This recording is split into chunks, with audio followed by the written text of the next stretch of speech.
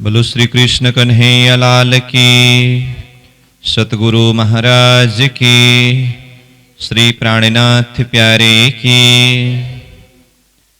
आनंद कंदम प्रभुदेव चंद्रम ब्रजेश रूपेण पुरापि जातम् प्रवेश्य प्राप्तं प्रिय प्राणनाथं परेश पूर्णं सततं नमामि।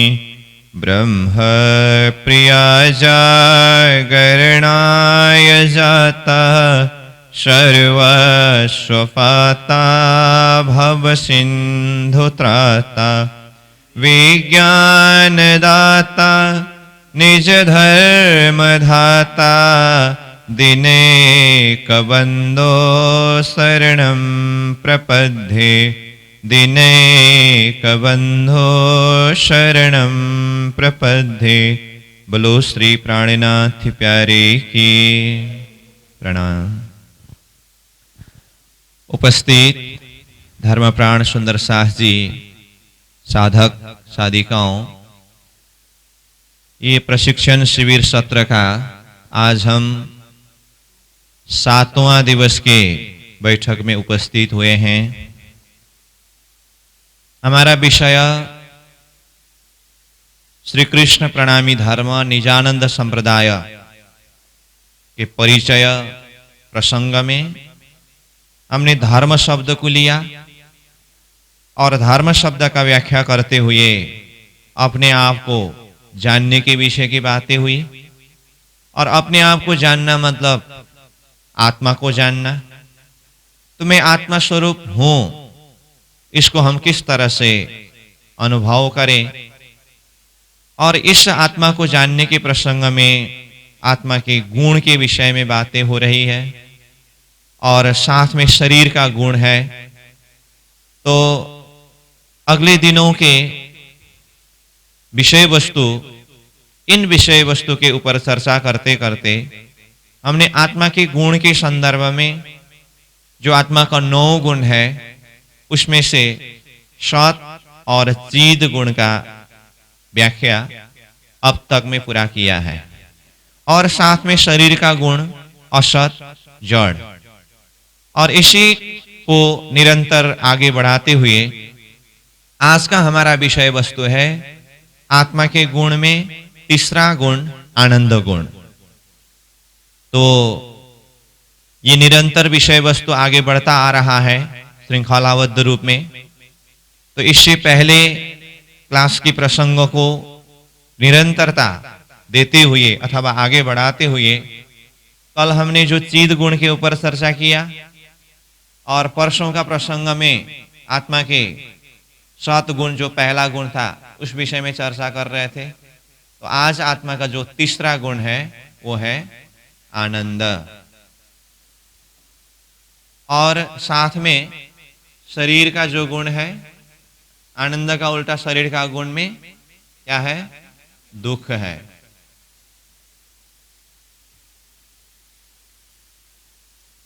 अपने आप को जानना, मैं आत्मा स्वरूप हूं और मैं आत्मा स्वरूप हूं कहना ही आत्मा का गुण अथवा आत्मा का स्वभाव आनंद है। और शरीर का गुण अथवा शरीर का स्वभाव वो दुख है। अब आनंद आत्मा और शरीर दुख, तो इस विषय को व्याख्या करने से पहले और एक बात मैं बताना चाहता हूं। वैसे शरीर के लिए ये जो दुख शब्द आया है ना, दुख का उल्टा सुख होता है। हमने शरीर का और आत्मा का गुण का चर्चा करते हुए आत्मा के गुण और शरीर के गुण में ठीक ऑपोजिट, ठीक विपरीत है। जैसे सत का उल्टा असत, चिद का उल्टा जड़, ये विपरीत गुण है। इसी तरह से आज यह तीसरे गुण के ऊपर चर्चा कर रहे हैं। तो आनंद आत्मा का गुण है और शरीर के गुण के लिए दुख कहा। तो यहां पर प्रश्न ये आ सकता है कि आनंद का उल्टा दुख कैसे हो सकता है? दुख तो सुख का उल्टा है।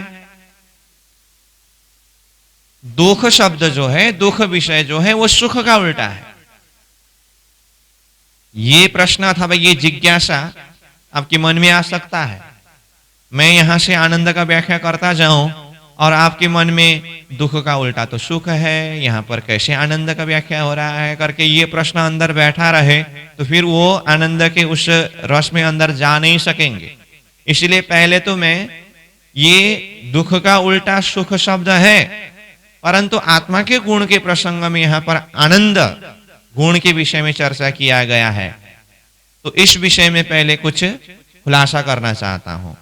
जरूर यह पक्का है कि दुख का उल्टा सुख है, होते हुए भी यहां दुख का उल्टा सुख है करके आत्मा के गुण में सुख शब्द को प्रयोग करके उस गुण का चर्चा नहीं कर सकते, क्योंकि आत्मा सिर्फ सुख का ही स्वरूप नहीं है, आत्मा आनंद स्वरूप है।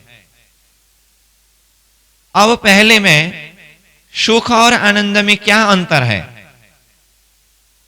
ये चीज को थोड़ा समझाना चाहता हूं, उसके बाद फिर आनंद के विषय में कुछ हम आगे फलफल करेंगे, चिंतन करेंगे। सुख और आनंद में कभी कभी अब आनंद का परिभाषा में भी आनंद को सुख स्वरूप करके भी वर्णन किया है। उस हिसाब से देखें तो सुख और आनंद को हम एक ही दर्जा में भी ले सकते हैं, परंतु सुख और आनंद को थोड़ा सा गहराई से हम चिंतन करें, सुख और आनंद में फर्क है, अंतर है। कैसे? जैसे उदाहरण के लिए मैं सुख और आनंद को समझाने के लिए अथवा इसका भेद बताने के लिए उदाहरण के द्वारा बताना चाहता हूं। जैसे प्रकाश, मैंने शब्द प्रयोग किया प्रकाश, तो प्रकाश कहने से मोमबत्ती का प्रकाश भी प्रकाश ही है, अथवा दिया का प्रकाश भी प्रकाश ही है, और सूर्य का प्रकाश भी प्रकाश ही है। शब्द दोनों में एक ही प्रयोग हो रहा है। दोनों में मतलब चाहे मोमबत्ती का प्रकाश हो उसको भी प्रकाश शब्द ही प्रयोग कर रहा है, और चाहे सूर्य का प्रकाश हो उसको भी प्रकाश शब्द ही प्रयोग किया जा रहा है। प्रकाश शब्द एक ही है, परंतु सूर्य का प्रकाश और मोमबत्ती का प्रकाश में शक्ति अथवा उसके गुण में फर्क है। कहने का अर्थ क्या फर्क है? मोमबत्ती का प्रकाश सीमित समय के लिए है, मोम पिघलते पिघलते पिघलते एक दिन वो खत्म हो जाएगा, परंतु सूर्य का प्रकाश सदा के लिए है। एक तो ये फर्क है। और दूसरी बात, मोमबत्ती को प्रकाश, मोमबत्ती का प्रकाश जो है, मोमबत्ती चल रहा है, वो अपना प्रकाश दे रहा है, उसको अनुकूल वातावरण मिले तब तक ही वो मोमबत्ती जल करके प्रकाश दे सकता है। थोड़ा सा भी मौसम प्रतिकूल हुआ, वातावरण प्रतिकूल हुआ, तो वो मोमबत्ती स्वयं बुझ सकता है, और मोमबत्ती बुझते ही वो प्रकाश नहीं रहेगा, अब वहां पर अंधेरा छा जाएगा। अब मैंने अनुकूल और प्रतिकूल शब्द प्रयोग किया, कहने का अर्थ वो मोमबत्ती अथवा मोमबत्ती की जगह में आप दिया भी रख सकते हैं। मैंने शुरू में ही मोमबत्ती और दिया दोनों शब्द प्रयोग किया हो, तो मैं अब आप चाहे तो मोमबत्ती समझिए, दिया समझिए। कभी कभी हम कुछ शुभ कर्म पारायण वगैरह कुछ करते हैं तो दिया जलाते हैं ना, तो दिया जलाते समय अब दिया भी जल रहा है और ऊपर पंखा भी चल रहा है, तो ऑटोमेटिक पंखा दिया को बुझाएगा। इसीलिए उसको थोड़ा ग्लास लगा करके अथवा कैसे भी उसमें हवा न लगे। कहने का अर्थ दिया का प्रकाश, मोमबत्ती का प्रकाश जो है, वो दिया मोमबत्ती कब तक जलता है? अनुकूल वातावरण मतलब उसमें जब तक हवा का झोंक आकर के प्रहार न करे तब तक वो जलता रहता है और वो प्रकाश देता रहता है। जैसे ही हवा का झोंक आया वो स्वयं बुझ जाता है, वो प्रकाश अब मिट गया, अब वहां पर अंधेरा छा जाता है। ये उदाहरण दिया मैंने। सुख ऐसा ही है, सुख ऐसा ही है। अंतस्करण दर्जा में, इंद्रिय दर्जा में कुछ वातावरण के द्वारा हमें अनुकूल परिस्थिति जब तक मिलता रहता है, हमारा मन किस विषय के ऊपर केंद्रित है, किसको हम पसंद करते हैं, वो विषय, वो परिस्थिति जब तक हमें मिलता रहता है तब तक हमें सुख का अनुभव होता है। वो परिस्थिति में थोड़ा सा भी प्रतिकूल परिस्थिति आ जाए तो वो फिर सुख खत्म होकर के वही परिस्थिति के कारण अब वो दुख में कन्वर्ट हो जाता है। जैसे वो प्रकाश, मोमबत्ती का प्रकाश बुझते ही अथवा मोमबत्ती बुझते ही अब वहां पर अंधेरा छा गया। तो इसीलिए ये सुख चीज जो है ये मोमबत्ती के प्रकाश के समान है अथवा दिया का प्रकाश के समान है। प्रकाश तो प्रकाश ही है परंतु वो उसी दर्जा का। अब मैंने दूसरा शब्द प्रयोग किया हूं, सूर्य का प्रकाश। सूर्य का प्रकाश कहने से अब देखिए, सूर्य जब से सृष्टि है, जब तक सृष्टि है, इसीलिए किसी विषय में बातें करते समय जब तक आसमान में सूरज और चांद रहेगा तब तक करके वो दिन का एक अनंत दिनों की परिकल्पना करना हो और बातें करना हो तो शब्द क्या प्रयोग करते हैं? चंद्र और सूर्य जब तक रहेगा।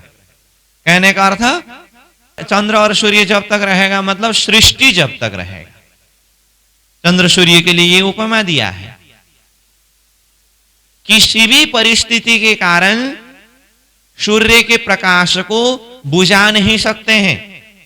हाँ, कभी कभी सूर्य जो धरती को प्रकाशित करने वाले जो प्रकाश किरणें जो धरती में आते हैं, बीच में थोड़ा सा बादल लगने के कारण सूर्य के प्रकाश को ढक सकता है, परंतु कब तक बादल सूर्य के प्रकाश को, सूर्य को ढक करके रख सकेगा? जब हवा की झोंक आ जाती है बादल स्वयं को हटना पड़ेगा। ये नहीं कि सूर्य के प्रकाश को ही अंधेरा बनाएगा अथवा सूर्य को ही बुझाएगा, ऐसा नहीं। वही हवा के कारण मोमबत्ती को बुझा दिया, अंधेरा हो गया। अब वही हवा है सूर्य को कुछ समय ढकने के लिए बीच में बादल आया हो, जब हवा आ जाती है तो वो हवा बादल को साइड करा करके सूर्य के प्रकाश को धरती में प्रकाशित करने में सहायक बनेंगे या सूर्य को ही बुझाएंगे? हवा बादल को हटाएगा अथवा बादल को हटना पड़ेगा। इसका मतलब सूर्य के प्रकाश को कोई भी मिटा नहीं सकते, वो अपनी प्रकाश से सदा सर्वदा प्रकाशित है। ये उदाहरण के द्वारा अब हमें समझना है आनंद चीज जो है वो सूर्य के प्रकाश की तरह है। तो इसीलिए ये आनंद जो है ये आत्मा का गुण है। आत्मा के गुण के संदर्भ में हमने पहला नंबर गुण का ही चर्चा करके आए हैं। आत्मा सत्य स्वरूप है, वो कभी भी परिवर्तन नहीं होता है, तीनों काल में यथावत यथा स्थिति में रहते हैं। उसके साथ में भी हम तुलना करके देखें, इसीलिए सत के साथ में ये आनंद आत्मा का गुण है। इसीलिए आत्मा के साथ में आनंद था, है और रहेगा। वो कभी भी परिवर्तन नहीं हो सकेगा। जिस तरह से सूर्य के प्रकाश कभी भी अंधेरा नहीं हो सकेगा। आनंद आनंद है, वो सदा के लिए है, सर्वदा के लिए है। तो इस तरह से सुख और आनंद, मैं इसीलिए ये बात को यहां पर जोड़ रहा हूं क्योंकि दुख शब्द आते ही दुख का उल्टा सुख जैसा लगेगा, है दुख का उल्टा सुख, परंतु आत्मा के गुण के संदर्भ में बातें करते समय आनंद शब्द ही कॉन्क्रीट शब्द है। उसको सुख शब्द के द्वारा व्याख्या करने से आत्मा की असली जो स्वभाव है, गुण है, उस हिसाब से, उस गहराई से समझना मुश्किल पड़ेगा। उसके लिए हमने कहा सुख जो है मोमबत्ती की प्रकाश की तरह है। इसीलिए जीवन में अनुकूल प्रतिकूल वातावरण के हिसाब से जीवन की यात्रा कभी खुशी कभी गम, यानी कि सुख और दुख ये चलता ही रहता है। परंतु आनंद चीज जो है सूर्य के प्रकाश की तरह सदा के लिए है, सर्वदा के लिए है, सबके लिए है, समान रूप से है, उसमें कोई हलचल नहीं है, कोई परिवर्तन नहीं है। पहला नंबर गुण सत की तरह वो तीनों काल में यथावत रहते हैं। जिस तरह से सतगुण है वही आनंद, वही स्वभाव में सदा सर्वदा कायम रहते हैं। तो इस तरह से हमें सुख और आनंद में थोड़ा सा अंतर समझना पड़ेगा। और दूसरी बात, बाह्य वस्तु पदार्थ के द्वारा इंद्रिय को जो प्राप्त होता है उसे सुख कहते हैं। अज्ञानतावश उसको हम आनंद शब्द प्रयोग करते हैं, वो अलग बात है। परंतु बाह्य वस्तु के द्वारा, बाह्य परिस्थितियों के द्वारा जो हमें प्राप्त होता है वो सुख है। और अंतर आत्मा की प्रकाश के द्वारा जो हमें जो अनुभव होता है, अपने भीतर से ही जो हमें प्राप्त होता है वो आनंद है। समझ में आ रही है ना बात? आनंद जो भीतर से ही अपने अंदर जो है वहां से जो मिलता है, इसीलिए वो आनंद है। अब लास्ट पॉइंट इस प्रसंग में, आत्मा का गुण इस अर्थ में आनंद ही है, आनंद ही है। अब शरीर के गुण के संदर्भ में भी बात करना है तो शरीर का गुण दुख है, इसीलिए यहां पर अब उल्टा गुण करके बताते समय ये आत्मा का गुण आनंद और शरीर का गुण दुख शब्द इस अर्थ में प्रयोग किया है। वैसे वास्तविकता को देखे, आनंद का कोई उल्टा गुण ही अथवा शब्द ही नहीं, आनंद का कोई उल्टा शब्द ही नहीं।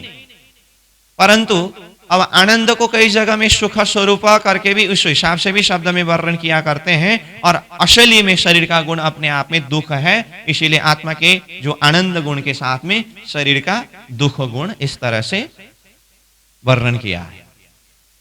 तो अब आइए, ये हुआ, मैंने यहां दुख शब्द का अपोजिट सुख है, तो फिर यहां आत्मा के गुण में आनंद गुण आया है और आनंद का वास्तव में उल्टा गुण होता ही नहीं, फिर दुख शरीर का गुण बताया है। तो इसी में कंफ्यूजन हो सकता है करके, सुख क्या है, आनंद क्या है, दुख क्या है, यहाँ आत्मा का गुण आनंद किस अर्थ में, शरीर का गुण दुख किस अर्थ में, शब्द के विषय में मैंने थोड़ा सा परिचय देने का कोशिश किया। अब आइए विषय में, आत्मा के जो गुण है ये आनंद है, शरीर का गुण है दुख है। शरीर का गुण दुख तो हम जानते ही है, शरीर है तो देखिए ना अपने शरीर में, कभी सर दर्द होता है तो कभी पेट दर्द होता है, कभी पीठ दर्द होता है तो कभी पैर दर्द होता है, कभी क्या होता है तो कभी क्या होता है। ये सब दुख है, जन्म से लेकर के मृत्यु तक वो हम देख ही रहे हैं। उसके लिए तो क्या व्याख्या करना है, वो तो प्रत्यक्ष हम अनुभव कर ही रहे हैं। परंतु हमें विशेष करके चिंतन करना है, अब मैं आत्मा स्वरूप हूं अथवा मैं आनंद स्वरूप हूं कैसे। परंतु मजे की बात, मैं आनंद स्वरूप तो हूं। अब यहां पर आत्मा का गुण आनंद करके शब्द तो आया, परंतु आनंद का व्याख्या कैसे करें, आनंद को किस तरह से शब्द में व्याख्या करें। इसीलिए आनंद के विषय में हम शब्दों के द्वारा व्याख्या नहीं कर सकेंगे। अब आत्मा के गुण आनंद के विषय में हम चर्चा करेंगे, चिंतन करेंगे करके तो कहा, परंतु इसको शब्द में व्याख्या हो ही नहीं सकेगा। इसलिए आनंद के संदर्भ में क्या कहा है, आत्मानुभव गम्य व्याख्या न रहित इति आनंद। क्या कहा, इसको सहज भाषा में कहूं तो, आत्मा अनुभव करती है परंतु व्याख्या नहीं कर सकते हैं। आनंद आत्मा के द्वारा अनुभव कर सकते हैं परंतु शब्द में व्याख्या नहीं कर सकते। आनंद चीज ऐसा है। अब आत्मा अनुभव करे और शब्द में व्याख्या न कर सके, कैसा, कैसे समझे इसको? तो आगे और एक सूत्र दिया, घृत स्वादवत करके। क्या कहा? घृत स्वादवत। घृत स्वादवत मतलब घी का स्वाद जैसा। अब देखिए आनंद का परिभाषा क्या है, जिसको शब्दों में व्याख्या कर ही नहीं सकते, इसीलिए सिर्फ संकेत करके बताया है। आत्मा अनुभव कर सकती है, व्याख्या नहीं कर सकते हैं। अब अनुभव करना और व्याख्या हो न सकना, घृत स्वादवत करके कहा, घी के स्वाद की तरह करके कहा। अब आप स्वयं बताइए, घी का स्वाद, आपने घी खाया कि नहीं खाया? खाया है। अब मैं कहूंगा आपने घी खाया, आपको स्वाद तो पता होगा, आप कहेंगे हाँ है। मैं कहूंगा अब घी के स्वाद के विषय में आप 10 मिनट प्रवचन करिए, आप क्या कहेंगे? घी का स्वाद कैसा होता है? क्या कहेंगे? मीठा कहेंगे। हाँ? मीठा शब्द तो बहुत सारे स्वाद के लिए मीठा शब्द प्रयोग करते हैं।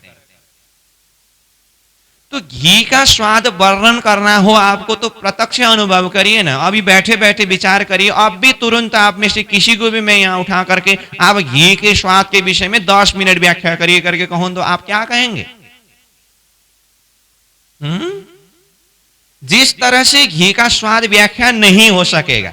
अब कोई अगर जबरदस्त कहे घी का स्वाद बताओ ना, घी का स्वाद बताओ ना, घी का स्वाद बताओ ना करके अगर जबरदस्त पीछा पड़ेगा तो एक काम करना, एक चम्मच घी ला करके उसके मुंह में डाल देना और उसको करेगा और वो बोलना, अब उसको बोलना अब तू व्याख्या कर। अभी अभी घी का स्वाद पता चला ना, अब वो भी बोलेगा उतना ही है। इसका मतलब वो व्याख्या हो ही नहीं सकेगा। तो आनंद के संदर्भ में यही कहा कि आनंद आत्मा अनुभव कर सकती है, व्याख्या नहीं कर सकती है। वो घी की स्वाद की तरह ही है, शब्द के द्वारा व्याख्या नहीं होती। अब जब चिंतकों ने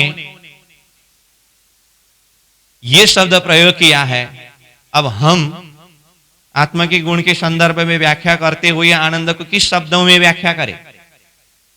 व्याख्या तो हो नहीं सकेगा। फिर भी हमें कुछ उदाहरण के माध्यम से ये अनुभव करना है कि वास्तव में मैं आनंद स्वरूप हूं। हमने इस चीज को भूला है ना। मैंने पहले ही बताया हूं कि जाति स्मरण कराना है। अपने जाति को, अपने गुण को, अपने स्वभाव को हमने भुला दिया, इसलिए इसको फिर से याद दिलाना है। तो अब आनंद का व्याख्या ही नहीं हो सकेगा करके चुपचाप बैठने से तो फिर कुछ चिंतन करने का सूत्र ही नहीं मिलेगा। इसीलिए हमें कुछ उदाहरण के माध्यम से, कुछ शब्दों को प्रयोग करके ये तो जरूर प्रयास करना है कि वास्तव में मैं आत्मा स्वरूप हूं, तो मैं आनंद स्वरूप कैसे, और ये शरीर के दर्जा में हुई जो ये दुख है ये कैसे, इसको समझना है। और आनंद शब्द जो है, हम ये शब्द को प्रयोग जरूर से जरूर करते हैं।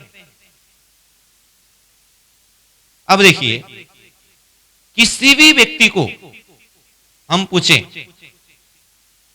आज समाज में लोगों की जिंदगी देखिए ना, कितने अस्त व्यस्त में मस्त है।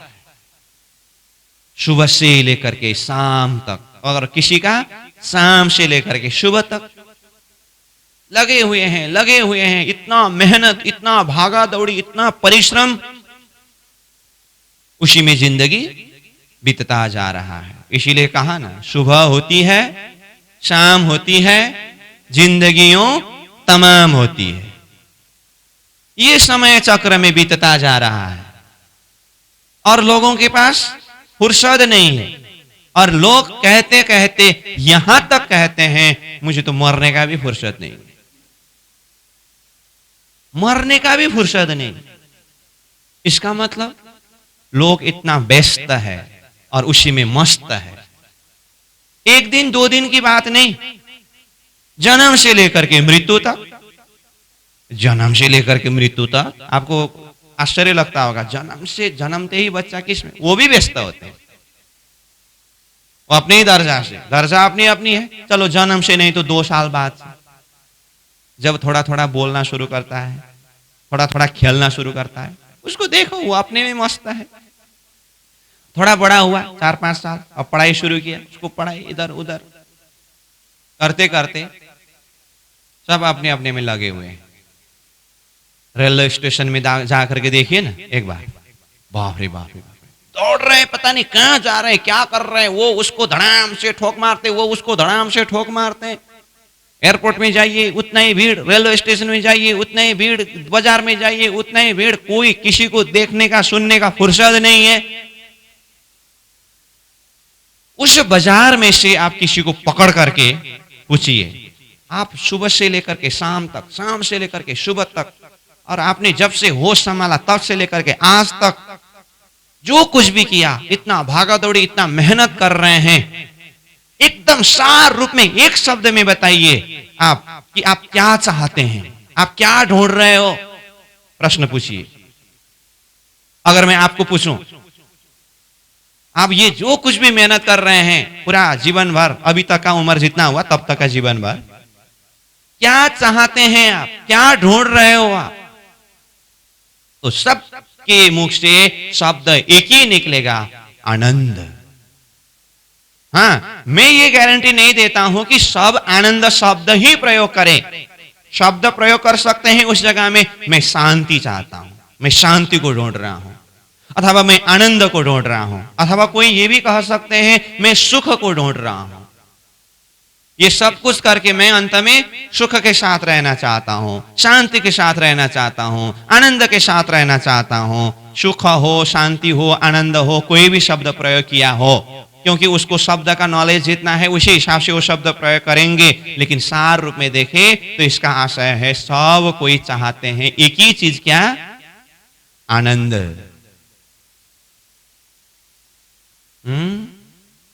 आनंद। इसका मतलब सारे लोग चाहते हैं क्या? आनंद। अब उसको फिर क्रॉस पूछे, आपने आनंद को ढूंढा लेकिन आनंद पाया? अरे क्या बताऊं, उसी के लिए तो पीछा पड़ रहा हूं। और सबके जीवन में हो रहा है क्या? ढूंढ रहे हैं आनंद और मिल रहा है दुख। विचार करिए, ढूंढ रहा है आनंद और मिल रहा है दुख। स्कूल पढ़ने वाले स्टूडेंट, कॉलेज पढ़ने वाले स्टूडेंट जो है, कौन स्टूडेंट चाहता है एग्जाम देने के बाद रिजल्ट में फेल हो जाऊं? कौन चाहता है फेल होने के लिए? परंतु सब स्टूडेंट एग्जाम में पास नहीं होते हैं। इसका मतलब सब पास होना चाहता है फर्स्ट डिवीजन में, फर्स्ट सेक्शन में, फिर भी फेल हो जाता है। इसका कारण क्या है? इसका कारण चाहने से ही नहीं होगा। चाहत के हिसाब से मेहनत परिश्रम, और मेहनत परिश्रम बोलने से ही नहीं होगा, सही जगह में सही ट्रैक में करना होगा। संसार में सब कोई चाहते हैं आनंद, सब कोई चाहते हैं शांति, परंतु मिल रहा है क्या? दुख। इसका कारण क्या है? सब किसी ने कहा अरे शांति के लिए इतना किया, आखिर दुख ही मिला। आनंद के लिए इतना सब कुछ किया, आखिर दुख ही मिला। लोगों की जिंदगी की यात्रा को देखिए ना।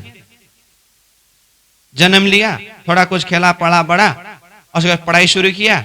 पढ़ाई करते करते अब थोड़ा वो किया, अब पढ़ाई करने में भी आगे पैसा कमाने का ही टारगेट होता है। क्या करने से बाद में पैसा कमाने के लिए सहज पड़ेगा, उसी हिसाब से लक्ष्य किया, और सही हिसाब से पढ़ाई वो नहीं कर सका तो चलो विदेश जाएंगे अथवा ये करेंगे वो करेंगे। थोड़ा कुछ किया, थोड़ा कुछ कमाई धमाई किया, और शादी किया, छोटा मोटा बड़ा जैसा भी हो अपने ताकत के हिसाब से घर बनाया, और शादी किया तो पंटंग पुंटुंग भुंटुंग हुआ। और उसके बाद फिर अब उसको खिलाओ पिलाओ पढ़ाओ बढ़ाओ, सब कुछ किया। और चाहते हैं क्या? माता पिता का एक ही ध्येय क्या होता है? हमने जीवन में जितना भी दुख करना पड़े और जो दुख उठाना पड़ा हो, हम जितना भी हो दुख उठाने के लिए तैयार, लेकिन हमारे बच्चे सुखी हो, हमारे बच्चों को किसी प्रकार का दुख उठाना न पड़े करके स्वयं इतना परिश्रम करके मेहनत करके पसीना बहा करके बच्चों को बढ़ाते हैं, पढ़ाते हैं और एक फ्यूचर निर्माण के लिए, भविष्य निर्माण के लिए मेहनत करते हैं और ये सोचते हैं मेरा बच्चा जब बड़ा बनेगा ना, पढ़ेगा, ये बनेगा, वो बनेगा ना, और उस समय में मैं जब वृद्ध हो जाऊंगा ना, उस समय में मेरा बच्चा अथवा बेटा बेटी इसके ऊपर इतना मेहनत कर रहे हैं और अच्छी तरह से मेरा सेवा करके पालन पोषण करके मुझे वृद्ध अवस्था में सुख के साथ में, चैन के साथ में, आनंद के साथ में रखेगा। चाह यही होता है, सबकी चाह यही है, लेकिन होता क्या है, ठीक उल्टा होता है।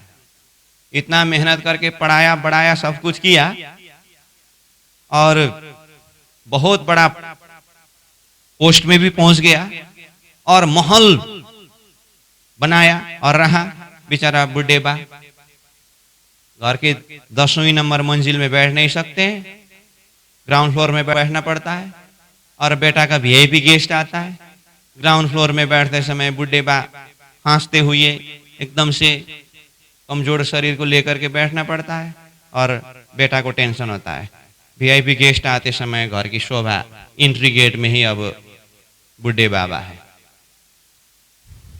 वृद्धाश्रम खोला है, वृद्धाश्रम के मैनेजर के साथ में जाकर के महीना में तेरे को कितना पैसा चाहिए, जितना चाहो उतना दे देता हूं, मेरे पापा को यहाँ ला करके वृद्धाश्रम में रखो। वृद्धाश्रम में जाकर के अब शांति से रहा या चैन से रहा वो तो वही जाने। सारा जीवन का मेहनत किसके लिए था? शांति के साथ में रहने के लिए था ना, आनंद के साथ में रहने के लिए था ना, लेकिन परिणाम क्या हुआ? चाहते हैं सब कोई शांति, चाहते हैं सब कोई आनंद, लेकिन मिल रहा है दुख। कारण क्या है? मैं ये बोल रहा हूं, कारण क्या है? कारण एक ही है, शांति को ढूंढना, आनंद को ढूंढना सही चीज है, गलत नहीं है, लेकिन ढूंढने का जगह जो है ना, गलत जगह में ढूंढ रहे हैं। गलत जगह में ढूंढ रहे हैं मतलब हम चाहते हैं आनंद, लेकिन ढूंढ रहे हैं कहां? शरीर में, संसार में, व्यवहार में। आनंद को कहां ढूंढ रहे हैं? शरीर, संसार, व्यवहार में ढूंढ रहे हैं। और शरीर, संसार, व्यवहार का अपना असली गुण क्या है? दुख है। अस, जड़, दुख, अंत, द्वैत, निराकार, मोह, मृत्यु, कुरूप, ये गुण का व्याख्या करते हुए शुरुआत में हमने क्या कहा? ये किस किस का गुण है? शरीर, संसार और व्यवहार का गुण है। जो अपने पास जो चीज है वही चीज देते हैं ना। मैं आपके पास से कुछ चीज मांगू तो आप मुझे क्या दे सकते हैं? जो आपके पास में है वो दे सकते हैं। अगर आपके पास में है ही नहीं और मैं जबरदस्त ये दो ना, ये दो ना, ये दो ना करके मांगता रहूं, आप थोड़ी ना वो जो मैंने मांगा वो दे सकते हैं। अगर आप देंगे तो भी क्या देंगे? अपने पास में जो है वही देंगे। आनंद आनंद आनंद आनंद करके तो पीछा पड़ा, लेकिन किसके पीछे पड़ा? शरीर के पीछे, संसार का पीछे, व्यवहार के पीछे पड़ा। बेचारा शरीर, संसार, व्यवहार भी हैरान होकर के मेरे पास आनंद है कहां? ला, मेरे पास जो है वही है करके देते समय बेचारा उनके पास में वो दुख था, दुख दिया इसीलिए दुख मिला। और कभी कभी वो दुख से अलग हो जाते हैं ना। अब दुख से अलग होने का मतलब सुख उस समय में हाँ करके थोड़ा सा सुख का अनुभव करते हैं, फिर प्रकृति का अपना ही गुण है, फिर वो दुख आ जाता है। इसीलिए सुख दुख, सुख दुख, सुख दुख, सुख दुख, इसी चक्कर में जीवन चलता जा रहा है। और ढूंढ रहे हैं क्या? आनंद। तो मैंने कहा ढूंढ रहे हैं आनंद, मिल रहा है दुख, उसका कारण क्या है? ढूंढने का जगह गलत हुआ।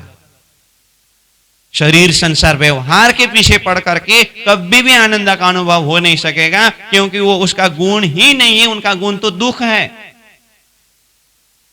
अगर आनंद को प्राप्त करना ही हो, अनुभव करना ही हो, तो वो आनंद गुण जो है ये आत्मा के गुण है।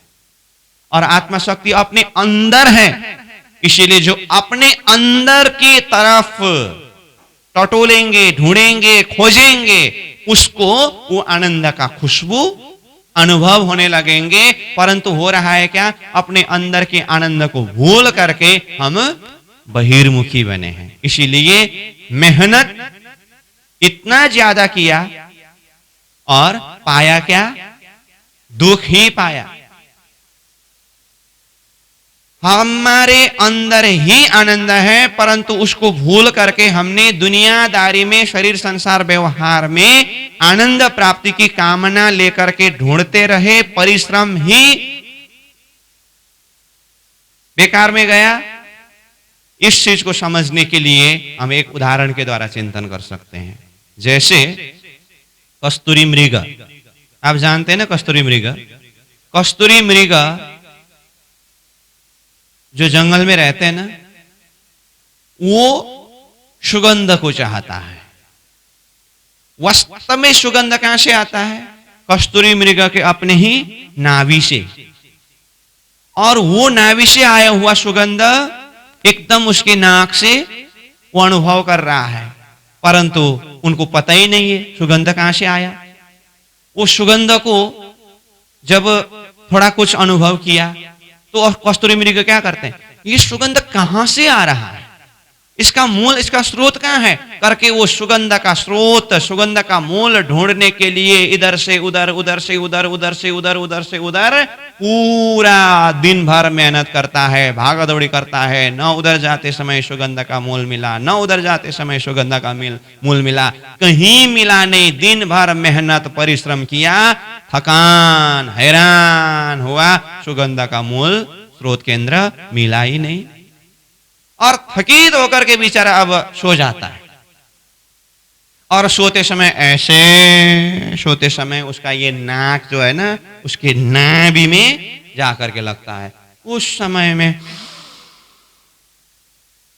तब मालूम पड़ा, अरे सुगंध तो मेरा ही नाभि से आया था। देखिए तो सुगंध कहां था, कस्तूरी मृग का अपना ही नाभि में। ये ज्ञान न होने के कारण उसने क्या किया, दिन भर मेहनत किया, श्रम एव ही केवलम। अंतिम में जाकर के उनको इतना मेहनत करने के पश्चात थकित होकर के जब सोया तो सुगंध कहां से आ रहा था, अपने ही नाभि से आया था। दिन भर का मेहनत कहां गया। हमारा जीवन ऐसा ही हो रहा है। आनंद अपने अंदर है अथवा स्वयं आनंद स्वरूप है। जिस तरह से वो कस्तूरी मृग को अपने नाभि में सुगंध है करके पता नहीं चला, इसीलिए उसने दिन भर जंगल में भागा दौड़ी किया, मेहनत किया। इसी तरह से हमने अपने अंदर के आनंद को भूल करके आनंद प्राप्ति के लिए संसार की तरफ भागा दौड़ी करने लगे। शरीर में, संसार में, व्यवहार में उस तरफ मेहनत करने लगे। जितना जितना मेहनत किया उतना उतना दुख पाया, जितना जितना मेहनत किया उतना उतना दुख पाया, और जीवन सारा चला गया। और उसके बाद अंतिम में देखा तो हाथ में तो कुछ आया नहीं दुख के अलावा। और जब शाम हो जाता है ना, कस्तूरी मृग का शाम हुआ था ना, तो मनुष्य जीवन का शाम मतलब क्या है, जब अब मनुष्य शरीर छूटने का समय होता है। ये मनुष्य जीवन प्राप्त करना ही सुबह का समय है, और ये जीवन भर की यात्रा, दिन भर की यात्रा है। और जब ये मनुष्य शरीर ढलने का समय आता है ना, वो शाम का समय है। जब मनुष्य शरीर ही छूटने का समय आया, 70, 80, 100, 90, अब जितने भी साल का अंदाजा लगाइए। कलयुग में मनुष्य का आयु 100 साल का माना है, लेकिन अब मुश्किल से तो वो समय जब आ जाता है तब देखते हैं जीवन भर मैंने क्या कुछ किया, मेहनत परिश्रम, अपने ही जीवन के डायरी को उल्टा करके देखते हैं, मेहनत इतना किया लेकिन हाथ में कुछ आया नहीं, और मैंने इतना मेहनत करके भी जो आनंद प्राप्ति के लिए चाह रखा वो प्राप्त नहीं हुआ। तो क्यों? तो बाद में मालूम पड़ा वो तो जगह ही गलत है। तो फिर आनंद कहाँ है? तो आनंद तो अपने भीतर है, अपने अंदर है करके थोड़ा कुछ मालूम पड़ा। अच्छा 80 साल का तो हो गया, तब मालूम पड़ा आनंद अपने अंदर ही है। क्या करेंगे?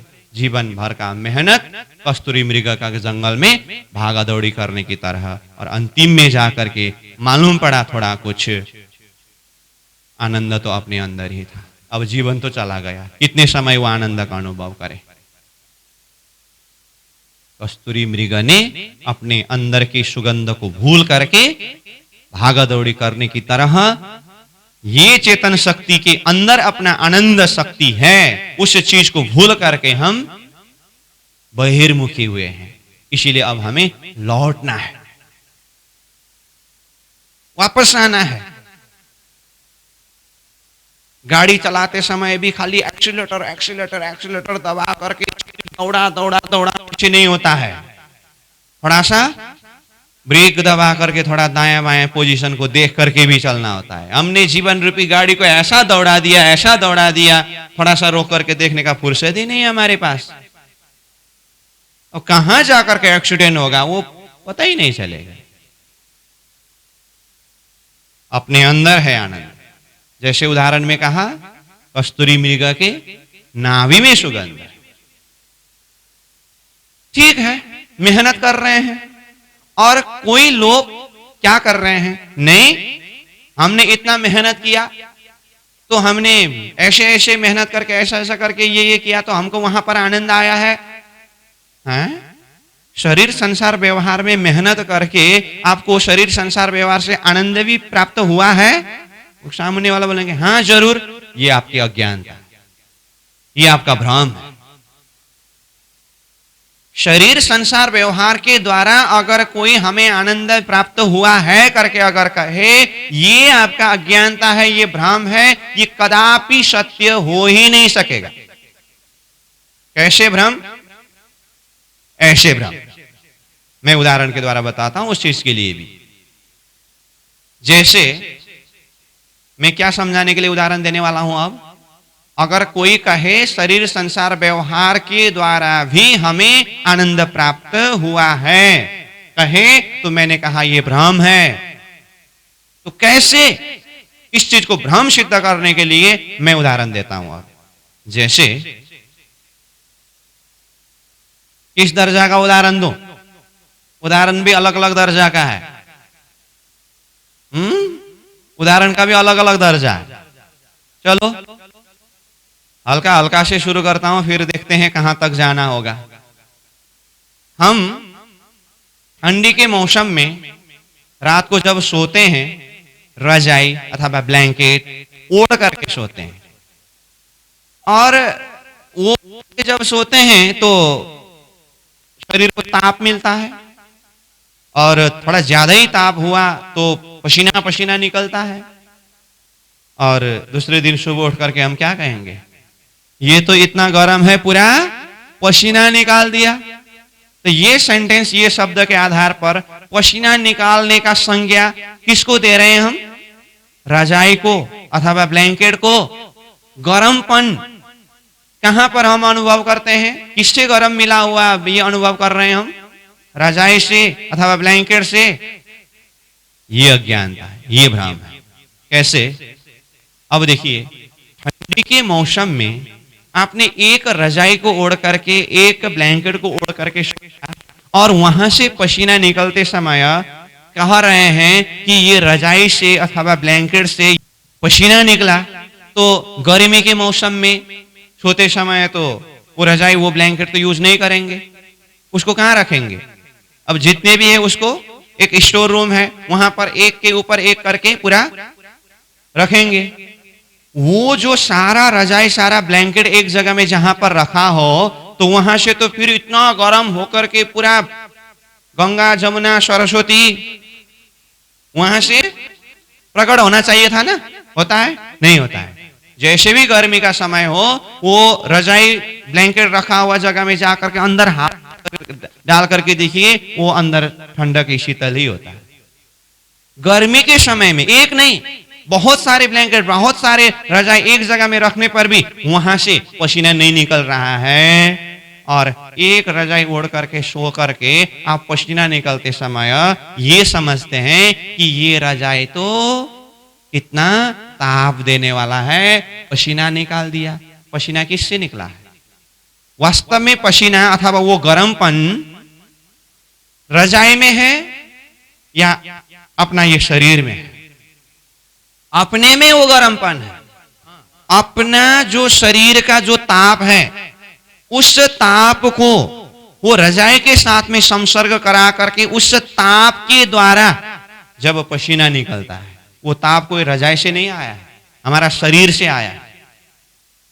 परंतु हम भ्रमवश ताप कहां से मिल रहा है करके बोलते हैं? रजाई से। यह अज्ञानता है, ये भ्रम है। ये मैंने एक उदाहरण दिया। गर्मपन कहां है? अपना शरीर में है, रजाई में नहीं। दूसरा उदाहरण देता हूं, और उदाहरण के लिए प्रयोग करना ही पड़ेगा मुझे। अब हम तो अध्यात्म परिवार है, इसलिए अब वो उदाहरण बोलते समय आपको कई शब्द सुनने में भी ऐसा उदाहरण क्यों बताया जैसे लगता होगा, लेकिन अब उदाहरण के लिए बोलना ही पड़ेगा मुझे। मैं क्या करूं, मैं परवश हूं। दारू पीने वाले होते हैं ना, शराब पीने वाले, शराबी दारू पीते हैं ना, 13 फुट का रास्ता भी उसके लिए छोटा पड़ जाता है, और नदी में जाकर के दारू पीने वाला। और कोई देखे तो क्या हुआ, अरे दारू पिया है, नशा चढ़ा है। अच्छा, दारू पिया, नशा चढ़ा। अब हमारा प्रश्न, नशा दारू में है या वो पीने वाले व्यक्ति में है? किसमें है नशा? अब सामने वाला कह सकते हैं, कह सकते ही नहीं, कहते हैं अरे दारू में नशा है, इसीलिए तो वो दारू पिया, तो इसको दारू का नशा चढ़ करके ऐसा हुआ। परंतु विचार करिए, नशा दारू में नहीं है, नशा मनुष्य के अंदर ही है, अथवा वो पीने वाला का अंदर ही है। नशा दारू में नहीं है, इस चीज को हम इसी प्रसंग में यही शब्द के द्वारा प्रूव करेंगे।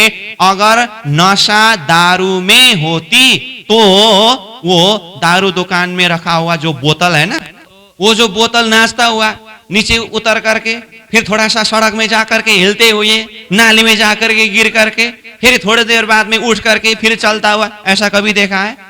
शराब का बोतल, हाँ?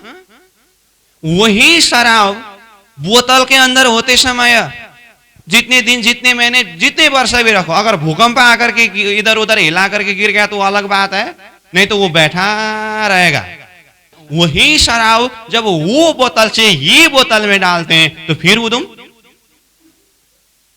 अगर नशा शराब में होता तो वो बोतल क्यों नहीं उछलता? यही अर्थ है, नशा शराब में नहीं है, नशा मनुष्य के अंदर अथवा पीने वाला का अंदर ही है। अपने अंदर की नशा को उसके साथ में संसर्ग करा करके वो अनुभव जो कर रहे हैं और श्रेय उसको दे रहा है कि नशा शराब में है। मैंने दूसरा उदाहरण दिया। पहला उदाहरण क्या था? गर्मपन रजाई में नहीं है, मनुष्य के अंदर ही है। इसी तरह से नशा शराब में नहीं है, मनुष्य के अंदर ही है। तीसरा उदाहरण दूं? और खतरा है, लेकिन मुझे बताना ही पड़ेगा, इतना न बताऊं तो लोग समझेंगे ही नहीं। प्राणनाथ जी के शब्द में अगर कहूं तो प्राणनाथ जी ने कहा चौचोड़ तो ठौर मुर्दार करके ये शब्द प्रयोग किया है, यही उदाहरण के लिए। तो बात क्या है? कुत्ता होता है ना, कुत्ता, कुत्ता वो सूखी हड्डी को काटता है और छोड़ता ही नहीं, उसको काटता रहता है, नोचता रहता है, और वहां से उसको स्वाद मिलता है, रस मिलता है, इसीलिए वो छोड़ता ही नहीं। परंतु वास्तविकता क्या है? ये कुत्ता का भ्रम है कि ये सूखी हड्डी से स्वाद मिल रहा है, रस मिल रहा है। हकीकत में हुआ क्या है? कुत्ता ने वो सूखी हड्डी को काटते काटते अपने ही जीवा को काटा, और ये जो दांत के साइड साइड से जब वो हड्डी के साथ में घर्षण होकर के अपने ही मुंह से जीवा से खून निकलता है, और वही खून का स्वाद वो कुत्ता अनुभव करता है, रस उसको आ जाता है। वास्तव में उसका अपना ही अंग से, अपना ही मुख से खून निकला था और वहां से स्वाद मिला था, परंतु अज्ञानता वश, भ्रम वश कुत्ता क्या सोच रहा है, ये सूखी हड्डी से मुझे ये स्वाद मिल रहा है। तो अब बताइए, ये 3 उदाहरण के द्वारा हमें यह समझना होगा। मैंने विषय शुरू किया था, कोई अगर कहे शरीर संसार व्यवहार के द्वारा भी हमें आनंद मिल रहा है करके, तो ये आनंद शब्द प्रयोग करना ये अज्ञानता है। वो रजाई के द्वारा ताप मिलने की तरह भ्रम है, नशा शराब से मिल रहा है कहने की तरह भ्रम है, सूखी हड्डी से कुत्ता को रस मिल रहा है तरह भ्रम है। न ताप रजाई में है, न नशा शराब में है, न रस सूखी हड्डी में है, वो सब अपने अंदर है। कहने का अर्थ क्या हुआ, हमने अपने अंदर के वो सुख को, वो आनंद को कोई संसार के लौकिक वस्तु के साथ में संसर्ग करा करके, वो अपने ही अंदर के आनंद के संसर्ग वस्तु के साथ में होने से प्राप्त किया हुआ क्षणिक सुख को ही आनंद मान करके हम भ्रमित होकर के बैठे हुए हैं। ये क्षणिक सुख है, वो भी अपने अंदर से ही उस वस्तु के साथ में संसर्ग करा करके प्राप्त किया हुआ, वो वस्तु से नहीं मिला है। इसीलिए हमें ये अज्ञानता से ऊपर उठना है, ये भ्रम से ऊपर उठना है कि संसार के कोई भी वस्तु में सुख नहीं है, आनंद नहीं है। अगर हम संसार के वस्तु से आनंद का अनुभव कर रहे हो तो ये अज्ञानता है, ये भ्रम है, और ये कुत्ता ने सूखी हड्डी से रस पाने का अनुभव करने की तरह है। हाँ, इसीलिए प्राणनाथ जी ने भी आत्माओं को जगाने के लिए, जो आत्मा संसार के पीछे ही पड़े हुए हैं, चौचौड़ो तो ठौरा मुर्दार, ये मुर्दा रूप संसार का रस ले रहे हो, कोई न अगाया इन माया से, ऐसे ऐसे शब्द को प्रयोग करना पड़ा, क्योंकि आत्मा को जगाने के लिए कई भयंकर वाणी को भी प्रयोग करना पड़ा है। इस चीज को हमें विचार करना होगा। कहने का अर्थ क्या है, संसार के कोई भी वस्तु में आनंद नहीं है। हम आनंद प्राप्ति के लिए संसार का वस्तु संग्रह करते हैं, परंतु जितना जितना हम संसार के वस्तु संग्रह करते जाएंगे ना, उतना उतना दुख ही बढ़ता जाएगा। अगर वास्तविक आनंद का अनुभव करना हो तो त्याग में ही आनंद है, संसार के वस्तु के संग्रह में नहीं। क्या कहा मैंने, संसार के वस्तु का संग्रह में नहीं, त्याग में ही आनंद है। ये कंक्रीट सेंटेंस है, कंक्रीट परिभाषा है। फिर बोल रहा हूं मैं, संसार के वस्तु का संग्रह में नहीं, त्याग में आनंद है।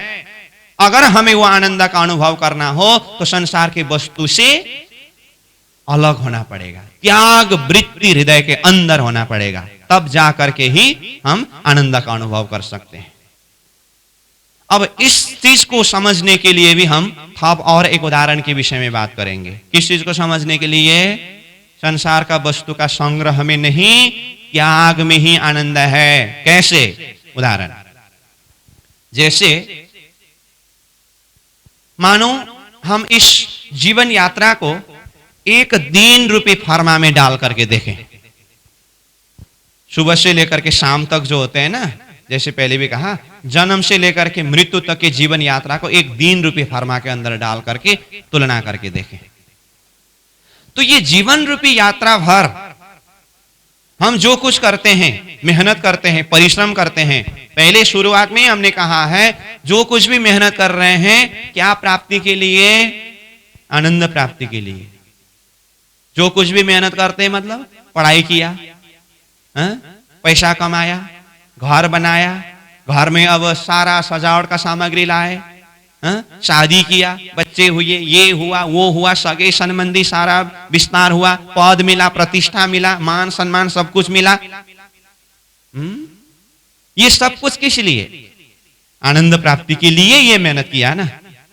परंतु अब रात को सोने के लिए जब जाते हैं ना, मैंने पूरा जीवन को एक दिन रूपी फरमा में डालने के लिए कहा हो ना, तो मानो अब रात को हम सोने के लिए गए।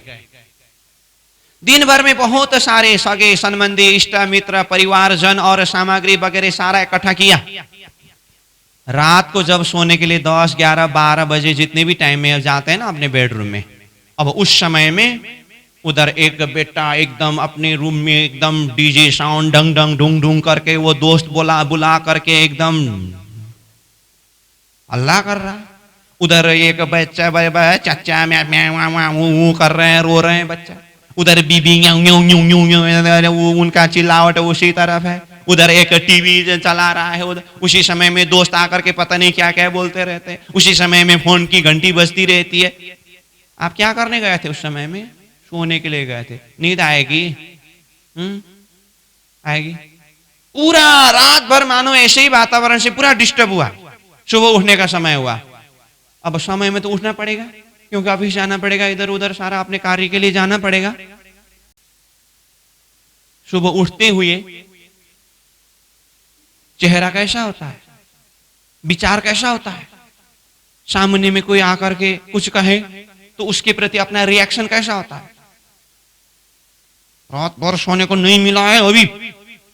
बेचारा बच्चा सुबह पापा करते आया था, उसको ऐसा डांट पड़ेगा, बेचारा वो भी भाग जाता है।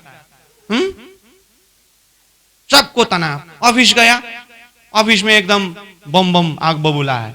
ऑफिस वाले स्टाफ आज इनको क्या हुआ? कोई एकदम नजदीकी होकर क्या हुआ आज मूड खराब है? तो अरे रात भर सोने को नहीं मिला है, टेंशन में हूं। और क्या कहेगा? सोने को नहीं मिला तो सोने को क्यों नहीं मिला था? जो वस्तु, जो सामग्री, जो संबंध हमने आनंद प्राप्ति के लिए सारा मेहनत करके कलेक्शन किया था, इकट्ठा किया था ना, संसार के वस्तु सामग्री, यही चीजें बाधक बना सोने के लिए। इसीलिए सुबह नींद खराब, रात भर की नींद खराब के कारण सुबह माइंड डिस्टर्ब, तनाव, दिन भर डिस्टर्ब, अपने को भी अशांति, सामने वाला को भी अशांति, सब तरफ अशांति।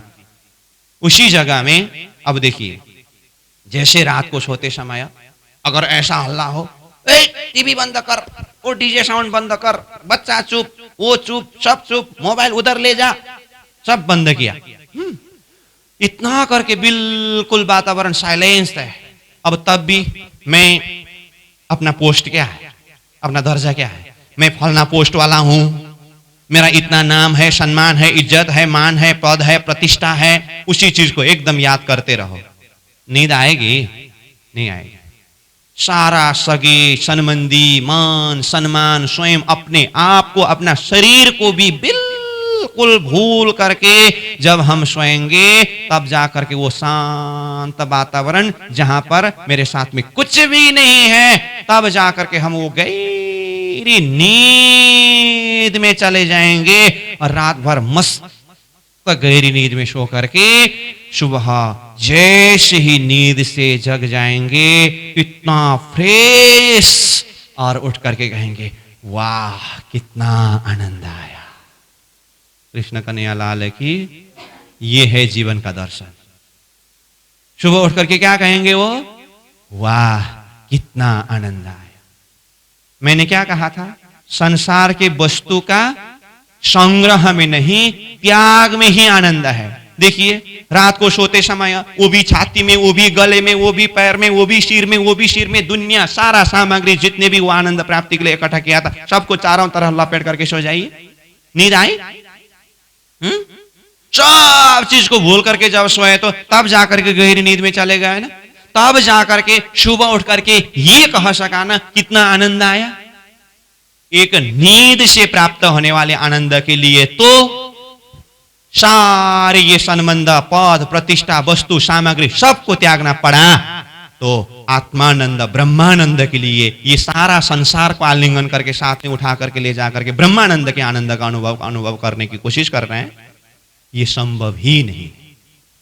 अभी मैंने जो उदाहरण दिया ये तो नींद में सारे वस्तु से हम अलग हो करके आनंद प्राप्ति करने की बात बताया, क्योंकि हम जागृत में तो छोड़ ही नहीं सकते ना, इसीलिए नींद की बात करनी पड़ी। जागृत में तो जैसे ही आंखों खुला फिर मेरी मेरी करता दुनी जाता है, वही है चक्कर।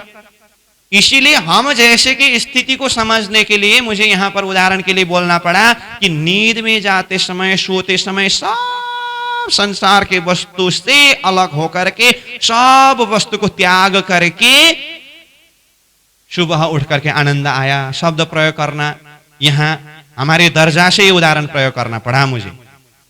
क्यों? आंख खुलते ही तो दुनियादारी सब अपना जैसा लगता है ना, छोड़ नहीं सकते है ना। इसी जगह हमें जो महापुरुष हुए, जो परमहंस हुए, इन महापुरुषों ने, परमहंसों ने क्या किया? संसार की वस्तु का त्याग वो सोते समय, नींद में नहीं, एकदम जागृत अवस्था में ही ज्ञान के द्वारा सत असत का विवेचन करके ये संसार का वस्तु ये मिथ्या है, झूठा है, असत है, ये दुख देने वाला है करके उसके प्रति की आसक्ति को त्याग करके वास्तविक आनंद मेरे अंदर ही है अथवा मैं आत्मा स्वरूप ही वास्तविक आनंद स्वरूप हूं करके सारे संसार के वस्तु से अलग हो करके, वस्तु को त्याग करके अपने अंदर ही डूब गए। और जब अंतर आत्मा का दर्शन हुआ तब जाकर के वो आत्मा का दर्शन होना ही आत्मा के अनुभव का दर्शन होना है। तब जाकर के वो महापुरुष भी कह रहे हैं कितना आनंद आया। समझ में आई बात? उदाहरण में हमने नींद में जाते समय वस्तु को त्याग करके वहां से लौट करके आने के बाद आनंद आया शब्द प्रयोग किया, ये तो उदाहरण के लिए। लेकिन महापुरुषों के जीवन की हकीकत को अगर देखें तो नींद में नहीं, जागृत में ही ज्ञान के द्वारा ये विवेचन करके क्या सत है, क्या असत है, क्या सुख देने वाला है, क्या दुख देने वाला है और क्या आनंद अनुभव कराने वाले हैं, ये जान करके संसार के सारे वस्तु मिथ्या है, झूठा है, ये दुख देने वाला है करके उस प्रति के आसक्ति से अपनी चित्तवृत्ति को अलग करके वो स्वयं अपने अंदर ही डूब गए। चिदानंद रूपम आनंदम आनंदम हो गए वो। तब जाकर के वो कहते हैं आनंद आया। समझ में आई बात? इसका मतलब क्या है? आनंद अपने अंदर ही है, तो उसके लिए बाहर फैलने की जरूरत नहीं है। एक आदमी ऐसे ही पेड़ के नीचे सो रहा था, दूसरा आया, ओए क्या कर रहा है तू? देखता नहीं सो रहा हूं, क्या कर रहा हूं? ए उम्र में इस तरह से सोने से होगा? तो क्या करना है? अरे काम करना पड़ेगा। काम करके क्या करूं? पैसा कमाना पड़ेगा। काम किए बिना पैसा आता है? अच्छा पैसा कमाओ तो क्या करूं? पैसा कमा के क्या करूं? मूर्ख। जगह जमीन खरीदने का, घर बनाने का। अच्छा जगह जमीन खरीद करके घर बनाओ, उसके बाद क्या करूं? शादी करो, घर में अकेले रहोगे। अच्छा शादी करूं, उसके बाद क्या करूं? शादी करने के बाद कुछ साल बाद में बच्चे होंगे, तो बच्चा हुआ तो उसके बाद क्या करूं? उसको फिर वो पलाओ, बढ़ाओ, फिर पढ़ाओ। अच्छा उसको पढ़ाओ, फिर उसके बाद क्या करूं? अब बच्चे लोग पढ़ाई पूरा करके अब बड़ा होगा तो वो विदेश जाएगा अथवा अपने देश में रहेगा तो भी अच्छा अच्छा काम करेगा, पैसा कमाएगा। उसके बाद क्या करूं? इतना करते करते अब फिर बच्चों का, अब बेटा बेटी जो भी उसका शादी करने का समय होगा, शादी उदी करा देना। उसके बाद क्या करूं? तब तो तुम भी बुढ़े हो जाओगे, अब रिटायर लाइफ। अब बेटा अब अपने परिवार के जो संतान वो कमाई करेगा और वृद्धावस्था में आराम से आनंद से बैठना और खाना। और ये पूछता है इतना करके मैं उस अवस्था में पहुंच करके आनंद के साथ में बैठूं, तो तुमको अब भी मैं क्या करके बैठा हुआ दिखाई दिया? मैं तो अभी आनंद में हूं, अभी शांति में हूं। इतना सब कुछ लफड़ा दिखा करके तुम बोल रहे हो वृद्धावस्था में आनंद के साथ में बैठना। मैं तो अभी से आनंद में हूं। इसका मतलब क्या है? जो स्वयं अपने अंदर के आनंद का दर्शन किया है उसके लिए वो आनंद अनुभव करने के लिए कुछ करने की जरूरत नहीं है। न कोई उसको कोई भय, न कोई कुछ, न कोई कुछ। इसीलिए क्या कहा? धैर्यम यस्य पिता क्षमाश्च जननी शांति स्थिरम गेहिनी सत्यम सूनुरयम दयाश्च भगिनी भ्राता मन संयम शय्या भूमितलम दिशोपि वसनम ज्ञानामृतम भोजनम ये ते यस्य कुटुंबिनो बद सके कस्माद् भयम योगिन। जिसका इतना कुटुंब परिवार है, सगे संबंधी है, उसके लिए किसका भय है, किसका डर है, क्या चिंता है? वो तो आनंद ही आनंद में है। इसीलिए जीवन में अगर वो आनंद का अनुभव करना हो तो बहिर्मुखी होकर के नहीं, अंतर्मुखी होकर के ही हम वो आनंद का दर्शन कर सकते हैं, क्योंकि आत्मा शक्ति अंदर बैठे हुए हैं। वो आत्मा शक्ति आनंद स्वरूप है और वही मैं हूं अथवा वही मेरा स्वभाव है। समझ में आ रही है बात? कहने का अर्थ मैं ये सारी बात किस तरह से बता रहा हूं? शुरुआत में ही कहा, आनंद ये व्याख्या करने का चीज ही नहीं है। आत्मा अनुभव कर सकती है, व्याख्या ही नहीं कर सकते हैं। घृत स्वादवत करके कहा। जब इतना कहा तो अब आनंद को मैं किस तरह से व्याख्या करूं? वो तो व्याख्या ही हो नहीं सकेगा। बाकी कुछ उदाहरण के माध्यम से हम ये प्रयास कर रहे हैं कि हम ज्यादा बहिर्मुखी हो गए, ढूंढ रहे हैं आनंद और शरीर संसार व्यवहार के पीछे पड़े हुए हैं। इसीलिए ये बहिर्मुखीता को छोड़ करके अंतर्मुखी होना पड़ेगा। मेरा कहने का सार सिर्फ इतना ही है। कस्तूरी मृग का नाभि में सुगंध है कहा करके हो, या नशा शराब में नहीं है अपने अंदर ही है कहा करके हो, या रजाई में गर्मपन नहीं है अपने अंदर ही गर्मपन है कहा करके हो, या हड्डी में रस नहीं है कुत्ता के मुंह में ही है कहा करके हो, या संसार की वस्तु के त्याग में ही आनंद है कहने के लिए वो सोने के लिए, नींद में जाने के लिए भी सारे वस्तुओं को त्यागना पड़ा, छोड़ना पड़ा, तब जाकर के वो उठ करके आनंद आया कह सका। तो ब्रह्मानंद के अनुभव करने के लिए ये सारा संसार को समेट करके उठा करके नहीं हो सकेगा। ये सिर्फ भ्रम है, ये सिर्फ अज्ञानता है। समझ में आई बात? इसीलिए समय में ही होश में आकर के ये व्यक्ति की तरह अभी से जो आनंदित है उसको तो पूरा जीवन भर का परिश्रम मेहनत दिखाया और इतना करके क्या करूं भला, तो बाद में आनंद के साथ में रहना। जो अभी से आनंदित है, कहने का अर्थ क्या है?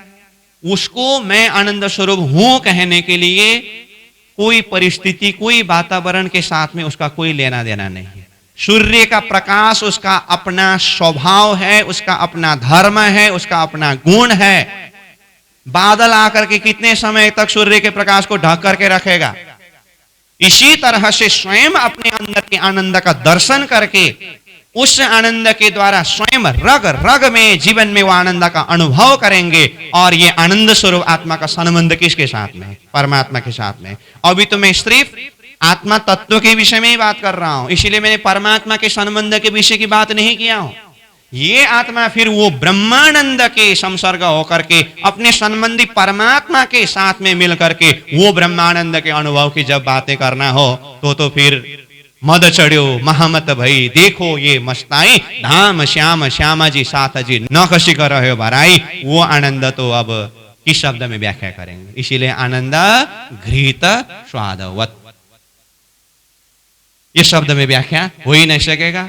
फिर भी इन उदाहरणों के माध्यम से हमें अपने अंदर ही ये भावना को जागृत कराना होगा कि आनंद स्वयं में आत्मस्वरूप हूं और मेरे अंदर के आनंद को दर्शन करके अनुभव करके जिस तरह से अब वो चंदन का वृक्ष जो है अपने चारों तरफ सुगंध को फैला करके रखते हैं, इसी तरह से मैं स्वयं एक आनंद स्वरूप हूं और मैं जहां हूं मेरे चारों तरफ के वातावरण वो आनंदमय है करके वो स्वयं भी आनंदित और चारों तरफ की स्थिति को आनंदमय दर्शन करने का ये दृष्टि हमारे अंतर नजर से खुलना पड़ेगा।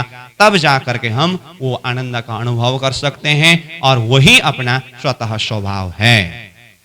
तो इस तरह से इस गुण के ऊपर हम चिंतन करें और उसके साथ में शरीर का जो गुण दुख है वो तो बोलने की जरूरत ही नहीं है, थोड़ा कुछ जो भी कहा उसी हिसाब से चिंतन करें। तो फिर भी मैं समराइज पॉइंट बताना चाहता हूं।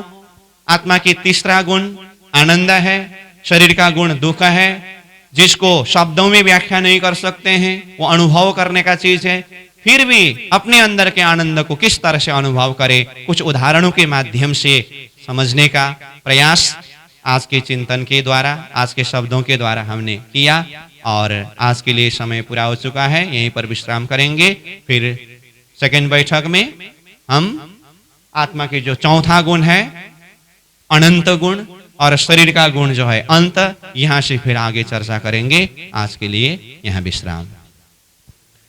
पूर्णमदः पूर्णमिदं पूर्णात् पूर्णमुदच्यते पूर्णस्य पूर्णमादाय पूर्णमेवावशिष्यते।